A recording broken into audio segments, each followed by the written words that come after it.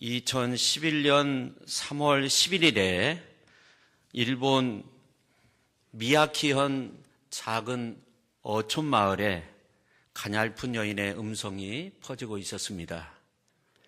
24살 먹은 결혼한 지 8개월밖에 안 되었던 엔도 미키라는 여인의 음성이었습니다. 그녀는 미나미 산지쿠에 있는 한 마을에서 위기 관리과 직원으로 일했습니다.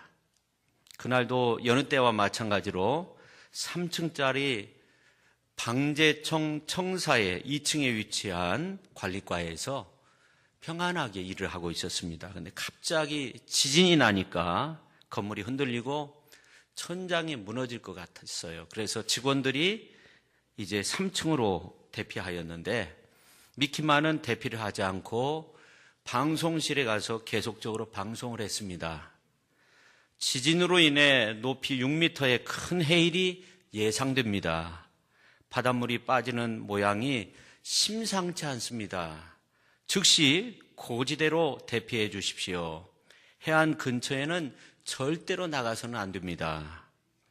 엔도 미키의 다급한 목소리가 마을 전역에 울려 퍼지는데 30분이나 계속되었습니다. 그리고 멀리서 벌떡 일어선 바다, 쓰나미가 몰려오는데 3층에 있는 직원들은 비명을 지릅니다. 그 동안에도 미키는 2층에서 방송실에서 계속적으로 방송을 내보냅니다. 쓰나미가 왔습니다. 10m 이상의 큰 쓰나미가 몰려옵니다. 빨리 고지대로 피하십시오. 빨리 피하십시오. 미키는 쓰나미가 온 지 한 달이 넘는 4월 23일에 인근 해안에서 시신으로 발견됩니다.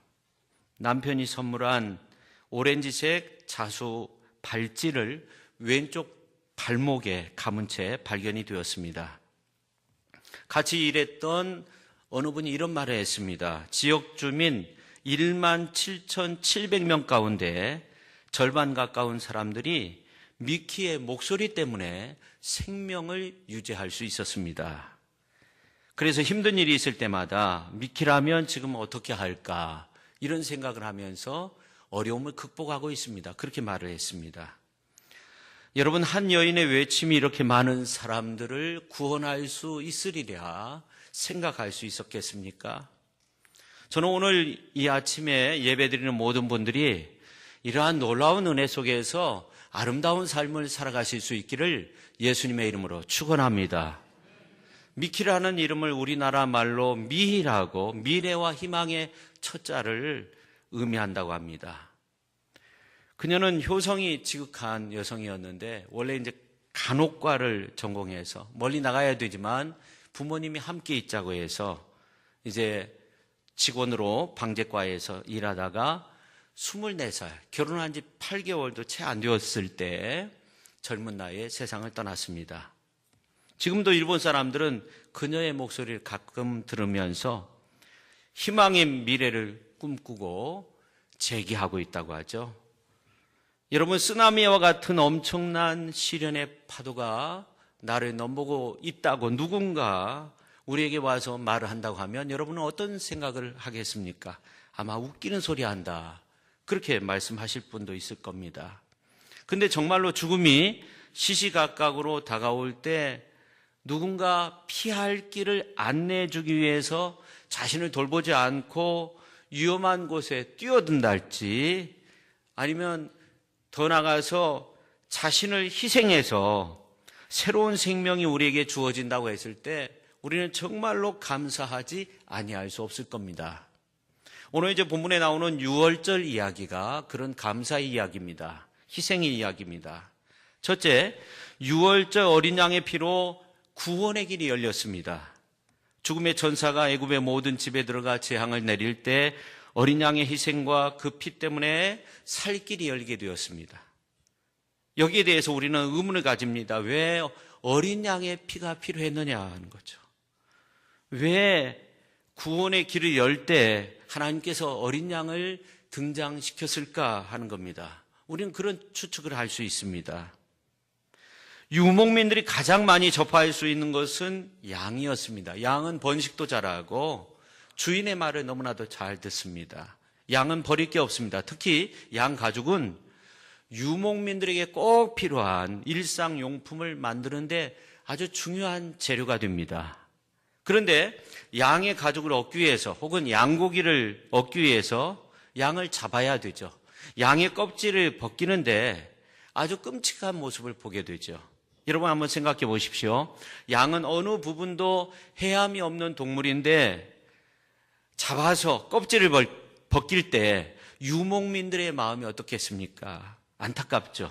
정말 순한 동물인데, 선한 동물인데 이 껍질까지 벗긴다는 거, 애처로운 마음이 들 겁니다. 그런데 창세기 3장 21절에 있는 말씀을 보면 아담과 하와가 범죄했을 때 하나님께서 아담과 하와를 위해서 가죽 옷을 지어 입혔다고 그렇게 말씀하고 있습니다. 하나님이 천지를 창조했을 때 하나님의 말씀으로 창조했는데 말씀으로 가죽 옷을 지어서 입힌 것이 아닙니다. 성경에 보니까 하나님이 지어서, 손수 지어서 입혔다고 그렇게 말씀하고 있습니다. 이게 무슨 말입니까? 하나님께서 가죽 옷을 일일이 마련하셨다는 그런 말씀이 됩니다. 가축 중에 어린 양, 그 가죽이 가장 부드럽다고 합니다. 근데 아마 이 어린 양을 잡아 칼로 죽이고 또 피를 흘리고 가죽을 벗기고 또 가죽을 말려가지고 가죽 옷을 지어서 입히는 이러한 광경을 아담과 하와가 봤을 수도 있죠. 그러면서 이런 생각을 했을 겁니다. 우리의 부끄러움, 우리의 죄를 가리기 위해서 저 어린 양이 정말 피를 흘리고 가죽이 벗겨지고 이러한 처참한 모습을 보면서 야, 이렇게 죄의 값이 무서운 거구나. 죄가 덮여지기 위해서는 정말 큰 희생이 필요하구나. 이런 생각을 했을 겁니다. 사실 하나님이 아담과 하와를 위해서 가죽 옷을 해 입힐 때 양을 잡았다는 이러한 말씀은 성경에 나와 있지 않습니다. 그런데 창세기 4장에 있는 말씀을 보면 가인과 아벨이 하나님 앞에 제사를 똑같이 드렸는데 가인의 제물은 하나님께서 받지 않았습니다.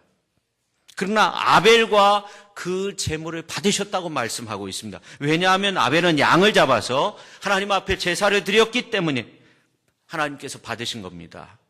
희생이 없는 제사는 제사가 아니라는 거죠. 우리가 하나님 앞에 예배를 드릴 때 정성껏 예물을 준비해서 하나님 앞에 올려드리는 이유가 왜 그렇습니까?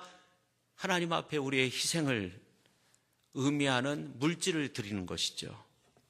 성도 여러분, 이렇게 성경에선 죽을 사람 살리는 것은 피 흘림밖에 없다고 그렇게 말씀하고 있어요. 그래서 오늘 이제 말씀 출애굽기 12장에 있는 말씀을 보면 이 죽음의 사자를 넘기는 것도 어린 양의 피가 좌우 문설주 임방에 발라 있어야만이 피를 보고 죽음을 면케 된다는 겁니다. 어린 양의 희생이 있어야 된다는 겁니다.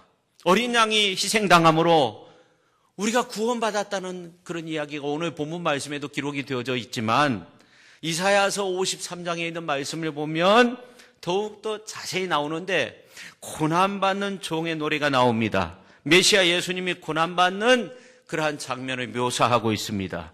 예수님이 이 땅에 태어나기 750년 전에 기록한 말씀입니다. 여기에 보면 예수님이 하나님의 어린 양으로 도살장으로 끌려가는 그러한 장면이 나오는데 이사야서 53장 5절에서 8절에 있는 말씀 가운데 보면 나옵니다. 그 가운데 6절에 있는 말씀을 보면 우리는 다 양 같아서 그릇 행하여 각기 제 길로 갔거늘 여호와께서는 우리 모두의 죄악을 그에게 담당시켰다고 그렇게 말씀하고 있습니다. 이어서 7절에 있는 말씀을 보면 그가 곤욕을 당하여 괴로울 때에도 그의 입을 열지 아니하였으며 마치 도수장으로 끌려가는 어린 양과 털 깎는 자 앞에서 잠잠한 양같이 그의 입을 열지 아니하였다고 그렇게 말씀하고 있습니다.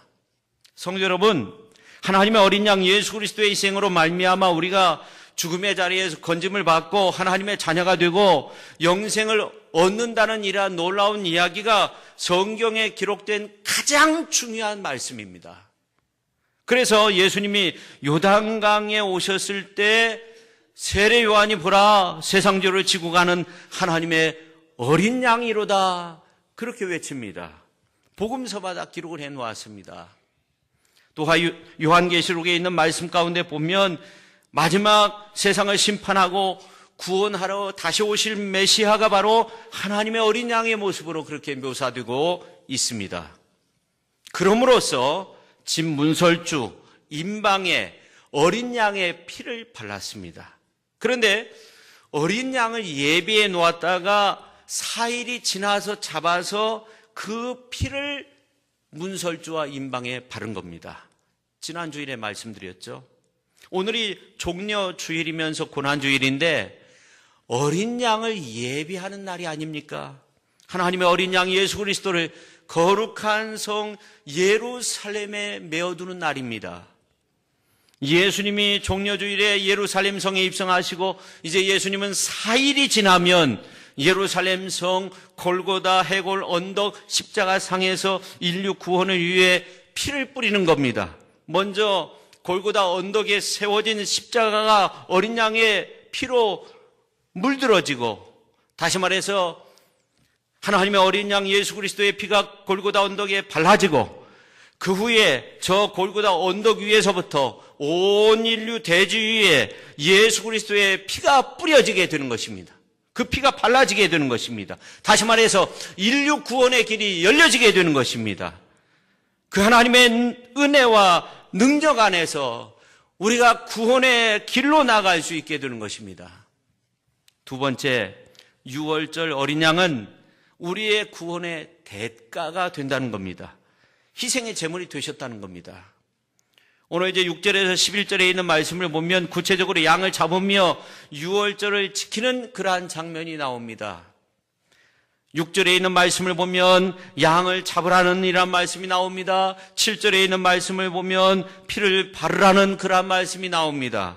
그리고 그 밤에 고기를 어떻게 해야 되는가에 관한 말씀이 나옵니다. 8절, 9절, 10절에 기록이 되어져 있습니다.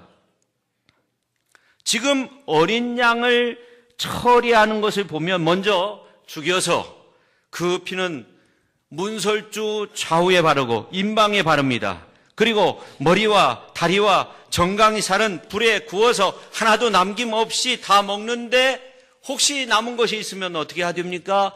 불태워버리라는 거예요. 이것은 희생제물, 번제로 하나님 앞에 바쳐지는 그 모습을 말씀하고 있습니다. 여러분, 이것이 의미하는 바가 무엇입니까? 죄를 속하기 위해서 제물을 불태우고 피를 흘려서 제물로 바치는 것처럼 예수 그리스도께서 우리를 위한 희생의 양으로 죽으셨다는 그런 의미의 말씀이 됩니다. 여러분, 예수님께서 잡히시기 전날 밤에 성찬식을 제정하시면서 그런 말씀을 하셨습니다. 마태복음서 26장 26절에서 28절에 있는 말씀 가운데 보면은 예수께서 떡을 가지사 축복하시고 떼어 제자들에게 주시며 이르시되 받아서 먹으라. 이것은 내 몸이다 하시고 또 잔을 가지사 감사기도 하시고 제자들에게 주시며 말씀하십니다. 너희가 다 이것을 마시라. 이것은 죄 사함을 얻게 하려고 많은 사람을 위하여 흘리는 바 나의 피 곧 언약의 피라고 그렇게 말씀하십니다. 사도 바울도 그 말씀을 전승으로 받아가지고 고린도전서 11장 23절에서 25절에 있는 말씀 가운데 보면 이렇게 말합니다.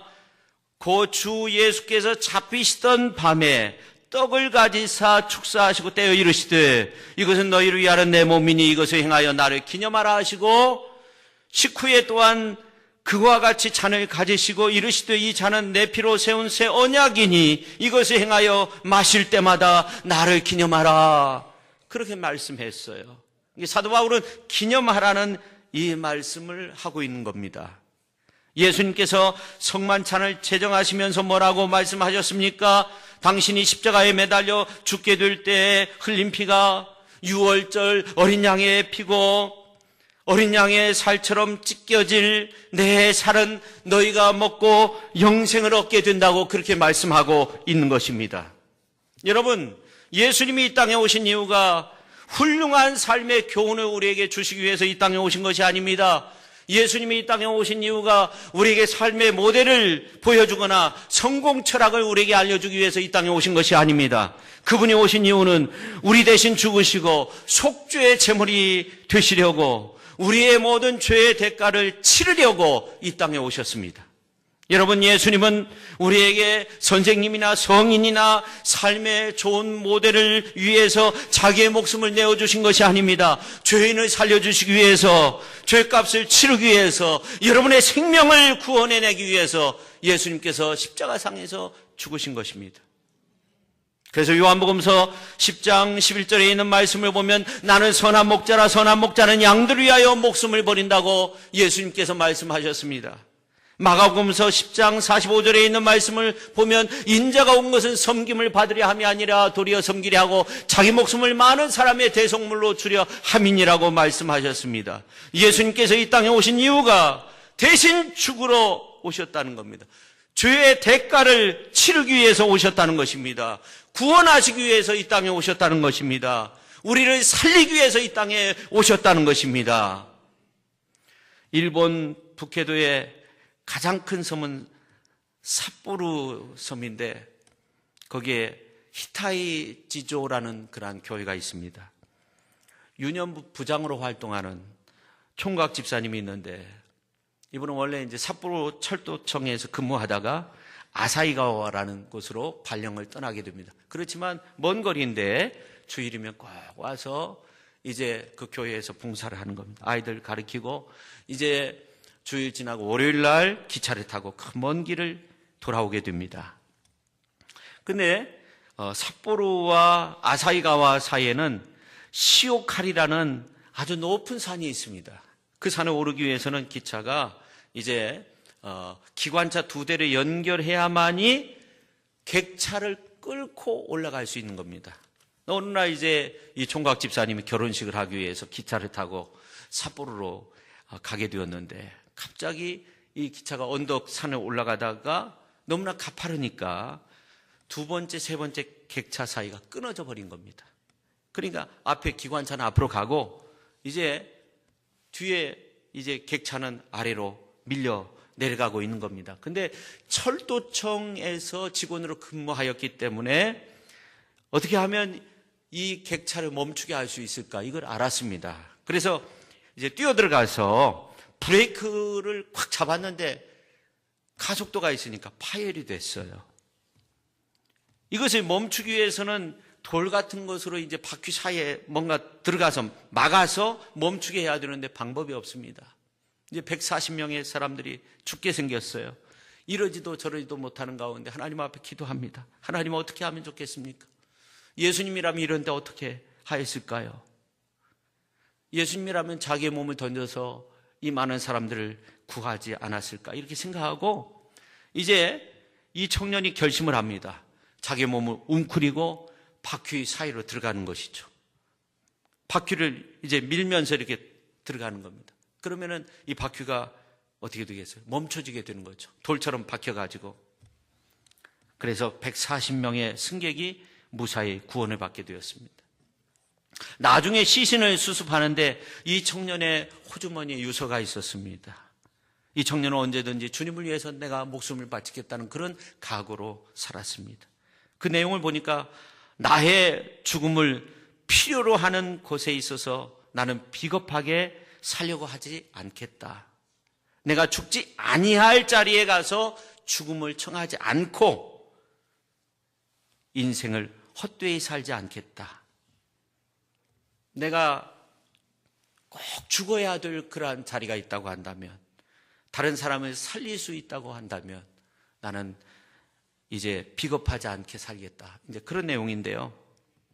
여러분, 로마서에 보면 바울은 하나님이 자기 독생자를 희생한 그 놀라운 사건에 대해서 뭐라고 말씀하고 있냐면 로마서 5장 10절에 있는 말씀을 보니까 우리가 원수 되었을 때 그의 아들의 죽으심으로 말미암아 하나님과 화목하게 되었다고 그렇게 말씀하고 있어요. 여러분, 우리가 하나님과 원수 되었을 때, 원수된 우리가 죽을 수밖에 없는 그 자리에 있을 때 하나님의 독생자 예수 그리스도가 화목제물 되셔서 죄의 대가를 치루어 주셨기 때문에 우리가 살게 된 겁니다. 이제 하나님은 하나님의 독생자 외아들 예수님이 핏값을 치른 이 사실에 대해서 이것이 헛되지 않도록 우리가 속히 예수님을 받아들이고 예수님을 영접하고 영생 얻는 그 모습을 원하십니다. 여러분 한번 생각해 보세요. 하나밖에 없는 아들 예수님을 십자가에 못 박은 하나님이 우리에게 무엇인들 아깝게 생각하겠습니까? 때로 여러분을 한 사람 한 사람을 기필코 구원받게 하시려고 하나님은 수단과 방법을 가리지 않을 거예요. 그래서 여러분에게 있어서 어려움이 있다고 낙심하지 마세요. 그 일로 여러분이 진정한 구원에 이른다고 하면 하나님은 여러분에게 더 좋은 길을 보여주신 겁니다. 하나님은 어떤 방법을 동원해서라도 우리를 구원받게 해주실 거예요. 오늘 이제 11절에 있는 말씀을 보니까 이런 말씀이 나와 있어요. 이제 다급하게 이 어린 양을 먹으라는 겁니다. 우리가 11절 말씀 같이 한번 읽겠습니다. 너희는 그것을 이렇게 먹을지니 허리에 띠를 띠고 발에 신을 신고 손에 지팡이를 잡고 급히 먹으라. 이것이 여호와의 유월절이니라.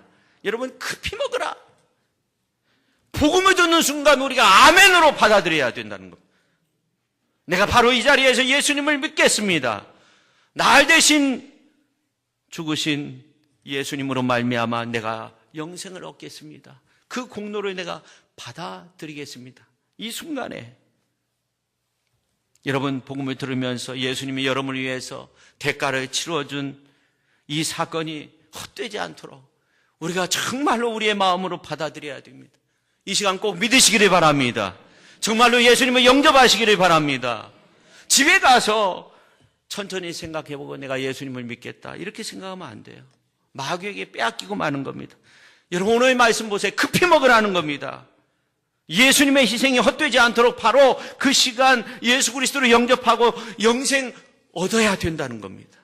그러한 은혜 속에서 승리의 길을 걸어가시는 귀한 성도님들이 다 되실 수 있기를 예수님의 이름으로 축원합니다. 그 다음에 세 번째, 유월절 어린 양의 피는 구원의 표가 된다는 것입니다. 오늘 이제 12절에 있는 말씀을 보면 죽음의 사자가 임하는 장면이 나오는데 여기에 보면 애굽의 모든 사람, 모든 짐승, 애굽의 모든 신을 내가 심판하겠다. 그렇게 말씀하고 있어요. 그런데 13절에 있는 말씀을 보면 심판하지 않고 넘어간다, 건너뛴다 이런 말씀이 나옵니다. 내가 피를 볼 때 너희를 넘기리니 그렇게 말씀하고 있습니다. 이 말씀을 보면 죽음의 사자가 심판하러 나가는데 문설주 임방에 바른 어린 양의 피를 보면 다 넘어간다는 거예요. 왜 그렇습니까? 구원의 표가 되기 때문에 그렇습니다. 피에는 생명이 있기 때문에 피를 흘렸다는 것은 대신 죽었다는 것을 의미합니다. 죽음의 사자가 어린 양이 대신 죽었기 때문에 죽이러 갈 필요가 없다는 거죠. 간혹 국가 최고 고위 권력자들이 국가에 큰 해를 끼치고 이렇게 말합니다. 내가 모든 것을 다 짊어지겠다. 다른 사람은 죽이지 말라. 그런 말이죠. 그러니까 어린 양의 피는 구원의 표가 되는 거죠. 비록 짐승이지만 대신 죽었기 때문에 넘어가게 된다는 것입니다. 그 말씀을 히브리서 9장 12절에서는 이렇게 받아서 말씀하고 있어요. 염소와 송아지의 피로 아니하고 오직 자기의 피로 영원한 속죄를 이루사 단번에 성소에 들어가셨느니라. 여러분 예수님이 피를 흘린 것은 이런 짐승의 양의 피와는 전혀 비교가 되지 않는 다른 것이라는 거예요. 흠과 티가 없는 하나님의 독생자 예수 그리스도가 피 흘려 죽으셨기 때문에 우리가 단번에 구원받을 수 있는 증거가 되는 줄로 믿으시기를 바랍니다. 우리가 구원받을 자격이 없지만 우리가 예수님의 십자가를 붙들면 그분이 흘리신 보혈로 말미암아 우리가 넉넉히 구원함을 얻을 수 있다는 말입니다. 그래서 예수님께서 부활하신 이후에 두려워서 떨고 있는 제자들에게 나타나셔서 너에게 평강이 있을지어다 하시면서 맨 처음 보여주신 것이 있습니다. 못자국, 창자국을 보여주셨습니다. 핏자국이죠. 너희를 위해서 내가 피를 흘렸다. 핏자국을 보여주신 겁니다. 성도 여러분, 이렇게 예수님의 십자가는 구원의 표가 되는 것입니다. 이제 십자가를 통해서 죄 사함을 받았다고, 십자가를 통해서 새로운 생명을 얻었다고 그렇게 증언하며 증인된 삶을 우리가 살아야 되는 것입니다. 그 은혜에 감격하면서 감사하면서 그렇게 살아야 됩니다. 1928년도 12월에 있었던 일인데, 뉴욕에 있는 플리모스 교회당에 80세가 된 흑인 할머니가 들어오셨어요. 백인교회였습니다. 예배가 끝날 때쯤 손을 들더니, 목사님, 제가 간증을 하고 싶습니다. 다른 때 같으면 간증을 하지 못하게 하는데 목사님 아무래도 간증은 시켜야 되겠다 이렇게 생각을 했어요. 그래서 간증을 해요. 지금으로부터 60년 전에 있었던 일입니다. 제가 12살 때 저와 저희 오빠 그리고 저희 부모님 노예시장에 팔려왔습니다. 왜냐하면 전에 있던 주인이 파산해서 저희들을 팔게 되었는데, 여기에서 얼마 떨어지지 않은 곳에서 저희가 팔리게 되었습니다. 아빠는 1000불에 팔렸습니다. 어머니는 식당으로 팔려갔습니다. 오빠는 900불에 팔렸습니다. 마지막으로 제가 남았습니다. 저는 건강하고 인물도 예쁘다고 하면서 700불에 사가라고 했습니다. 한도 신사가 와서 저를 700불에 사가겠다고 했습니다.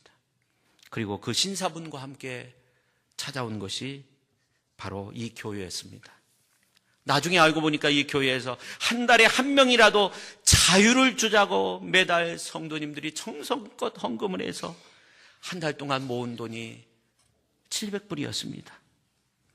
저는 이 정확한 헌금으로 자유의 몸이 되었습니다. 저는 당시 교인들의 사랑과 은혜에 도저히 갚을 길이 없어서 어린 나이에도 정말 그 은혜를 갚고자 노예 때보다 더 열심히 헌신적으로 자유로운 몸이지만 일을 했습니다. 간신히 목숨을 부지할 만큼 음식을 먹으면서 돈을 모았습니다. 60년 동안 돈을 모았습니다. 그리고 그 은혜를 보응하고자 오늘 이 교회에 왔습니다.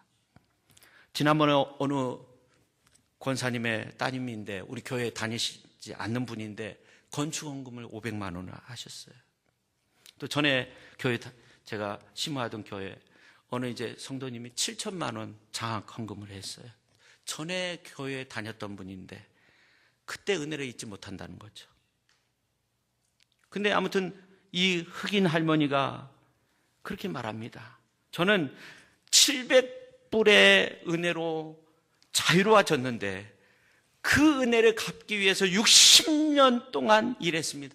그래서 그 100배가 되는 7만 불의 금액을 갖고 왔습니다. 하나님께 감사 영광을 돌리며 감사 예물을 드리니까 모든 성도님들이 눈물을 흘리는 겁니다.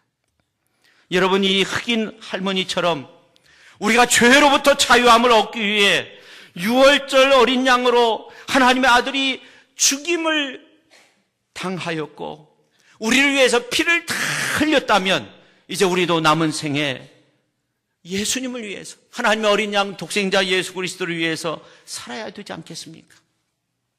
그동안 죄악에 탕진한 시간과 물질 이 정도면 족한 거 아닙니까? 무의미하게 살았던 지난날 이 정도면 되는 거 아닙니까? 이제 남은 생에 나를 위해 죽으신 6월절 어린 양 예수 그리스도를 위해서 거룩한 삶으로 나아갈 수 있는 귀한 성도님들이 다 되실 수 있기를 예수님의 이름으로 축원합니다. 이제 6월절 어린 양 예수께 감사하며 기도하며 헌신하여서 주님을 섬기듯 이웃을 섬기고 이 시대를 구원의 길로 이끌 수 있는 위대한 믿음의 성도님들이 다 되실 수 있기를 예수님의 이름으로 축원합니다.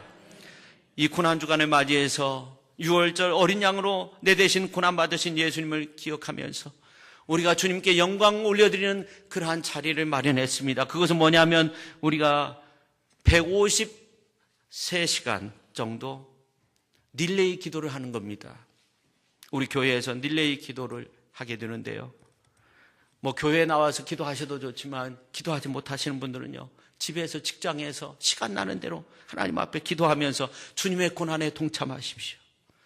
주님의 고난에 같이 힘을 모으고 주님이 가장 기뻐하는 마음으로 기도하십시오. 은혜 받은 대로 주님의 은혜에 보답하기 위해 어린 양 예수님이 나를 위해 살이 찢기며 십자가상에서 피 흘려 죽기까지 힘썼던 것처럼 우리들도 기도하면서 태신자를 작정하고 주님이 가장 기뻐하시는 일, 불신자 영혼을 위해서 우리가 간절히 기도함으로써 주님의 뜻이 이 땅 위에 실현되어지고 하나님의 나라가 확장되어지고 주님이 흘리신 그 보혈의 능력이 헛되지 않도록 우리가 정말 하나님 앞에 영광 올려드릴 수 있는 그러한 한 주간의 삶이 될 수 있기를 예수님의 이름으로 축원합니다.